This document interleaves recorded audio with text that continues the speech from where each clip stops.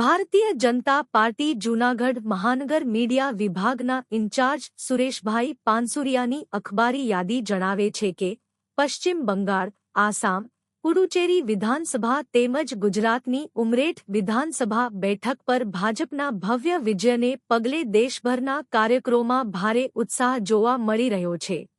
આ ઐતિહાસિક જીતની ઉજવણીના ભાગરૂપે ગત સોમવારે સાંજે 6 કલાકે જૂનાગઢના ઐતિહાસિક આઝાદ ચોક ખાતે એક વિશેષ વિજયોત્સવનું આયોજન કરવામાં આવ્યું હતું। આ કાર્યક્રમ માત્ર રાજકીય વિજય પૂરતો મર્યાદિત ન રહેતા જનસમર્થન, વિકાસલક્ષી વિચારધારા અને કાર્યકરોની મહેનતનો મહોત્સવ બની રહ્યો હતો।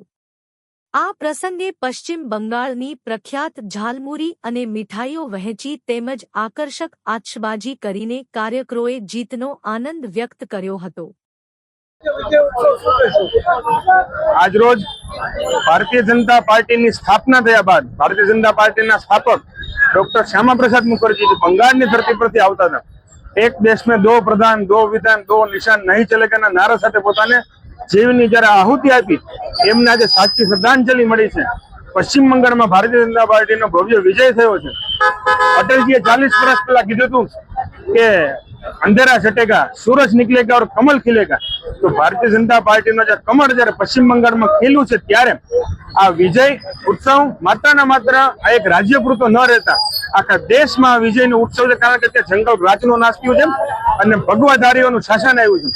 સીમા સુરક્ષાની દ્રષ્ટિએ પણ જ્યારે માત્ર ને માત્ર પશ્ચિમ બંગાળ એક અવિભાજ્ય અંગ હતું અને સુરક્ષાની દ્રષ્ટિએ ત્યારે ભારતને ત્યાંથી ખૂબ મોટો ખતરો હતો ત્યારે આજે ત્યાં ભારતીય જનતા પાર્ટીનું શાસન આવ્યું છે। જૂનાગઢ મહાનગરના સૌ કાર્યકર્તાઓને હર્ષભેર એને આવકારીએ છીએ।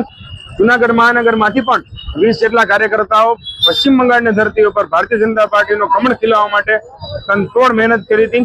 આ બધાની મહેનતનું પરિણામ છે, દરેક કાર્યકર્તાઓની જીતનું પરિણામ છે।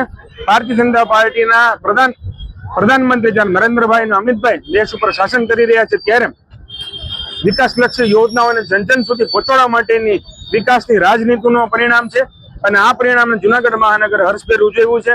પશ્ચિમ બંગાળની જે એક સરસ મજાની આઈટમ ઝાલમુડી, આ ઝાલમુડી મગાવી દરેક કાર્યકર્તાઓને સાથે મીઠાઈ અને ફટાકડાનું વિતરણ કરી ફટાકડા ફોડી અને સૌ કાર્યકર્તાઓએ ઉત્સવની હર્ષભેર આવકાર્યો છે। સૌને અભિનંદન, દેશવાસીઓને પણ આ વિજયની ખૂબ ખૂબ શુભેચ્છાઓ।